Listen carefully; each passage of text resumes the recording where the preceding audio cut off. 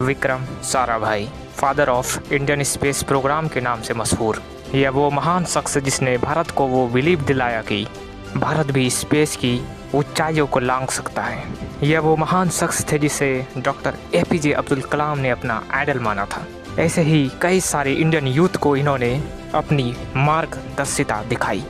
हर महान कहानी की शुरुआत होती है एक सपने से, और यह कहानी एक ऐसे आदमी की है जिन्होंने सपने देखे इंडिया को स्पेस तक ले जाने के। विक्रम साराभाई का जन्म 12 अगस्त साल 1919 को अहमदाबाद के एक रिस्पेक्टेड इंडस्ट्रियलिस्ट फैमिली में हुआ था, जिनका पूरा नाम विक्रम अम्बालाल साराभाई था। बचपन से उसे साइंस एंड मैथमेटिक्स में बहुत दिलचस्पी थी। शुरुआती पढ़ाई अहमदाबाद से पूरी करने के बाद वो विश्व प्रसिद्ध कैम्ब्रिज यूनिवर्सिटी चले गए और वहाँ उन्होंने फिजिक्स की पढ़ाई की और उसके बारे में गहन अध्ययन किया।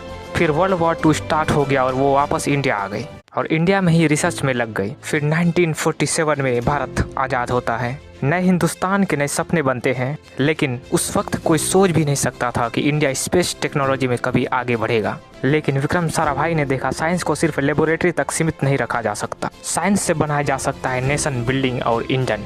साल 1962 में उन्होंने Indian National Committee for Space Research Organisation बनाई और थुम्बा में एक छोटी सी चर्च बिल्डिंग को कन्वर्ट करके बनाया गया पहला रॉकेट लॉन्च स्टेशन, जिसे नाम दिया गया Thumba equatorial rocket launching station. उनके पास इक्विपमेंट लिमिटेड थे, रिसोर्सेज कम थे, लेकिन उनका विजन स्काई से भी ऊपर था। वहीं से शुरू हुआ भारत का स्पेस मिशन, जब 21 नवंबर साल 1963 को भारत ने अपना पहला रॉकेट लॉन्च किया और इस छोटी सी शुरुआत ने भारत का स्पेस फ्यूचर लिख दिया।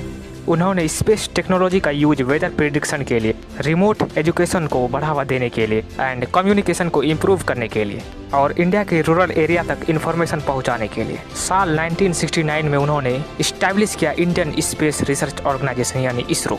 उनके लीडरशिप में इंडिया ने अपना पहला सैटेलाइट आर्यभट्ट बनाने का प्रोजेक्ट स्टार्ट किया।